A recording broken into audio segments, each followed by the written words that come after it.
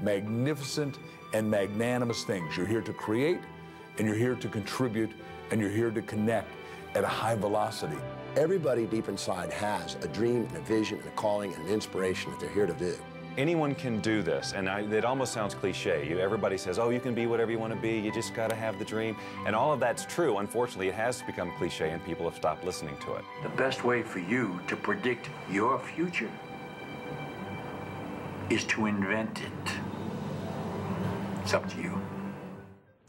Oh my goodness, I'm getting goosebumps all over again. I had a weekend of inspiration as I did see an advanced copy of what you were just watching right there. It's the Opus, and it was created by Douglas Vermeeren. He was here with me today, and Elisabeth Fayt as well. Welcome to Breakfast Television. Thanks for having us. Such a treat to have you guys here. Now, we've all seen The Secret. We found inspiration in it. This is, I wouldn't say sort of a follow-up, but in a way I found it to be a bit of a companion piece. The Secret said what, you know, sort of gave you an idea of what could be possible. You guys are telling us how to do it. Exactly. The Secret really gave us an excellent foundation and told us about the law of attraction. What we put out there sort of is magnetically attracted back to us. And the Opus teaches us now that we have that vision of who we want to be and what we want to become, how to turn that really into a workable plan, and then ultimately performance and habit in our lives so that we can keep those successes going and perpetuating throughout our lives. Okay, now you guys both speak in the film. Why don't we start with you, Elisabeth, if you can give our viewers a little bit of your background and where you come from in this film. Sure.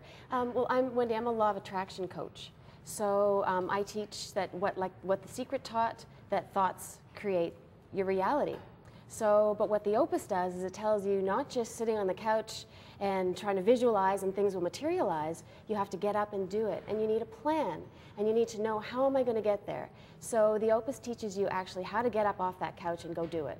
And I think that was a big, and I won't say problem with The Secret, but if there were critiques, it was that, well, I am sitting here thinking of $1 million, I'm sending out positive thoughts for $1 million, and I don't see no $1 million. And you guys are saying, okay, that's not exactly what was meant there. You have to be proactive. Absolutely, 100%. It's interesting because my background is a little bit different than Elisabeth's. I'm really well known as the achievement expert in the motivational world. Over the last decade, I've interviewed more than 400 of the world's top achievers. And that's a question that we get a lot, is really, how do I take those first action steps? Because that's really the key that gets the momentum going. Most people don't really understand that it really begins with a belief in yourself and a decision, a determined decision with an action attached. So that's really the message of the Opus, how to do that. And then, of course, one of my favorite parts about the Opus is that in order to have that success perpetuating, how can you learn to give back? How can you, when you get to the top of that pinnacle as a success, how can you give back to those around you and cause that legacy to carry on in the lives of other people? And you guys aren't just here saying, well, this is what I believe and we hope for the best. I mean, you both have had excellent careers up till this moment as well. Elisabeth, maybe your background quickly. Yeah. Well, for 10 years, I was private assistant to Canadians, well, one of Canada's most successful billionaire entrepreneurs, Ron Joyce. And founder of Tim Hortons. Yes, the founder of Tim Hortons, and I traveled around the world serving him. And then it caused me to, well, sparked me to be able to build my own dream, which is R&R Wellness, the spa.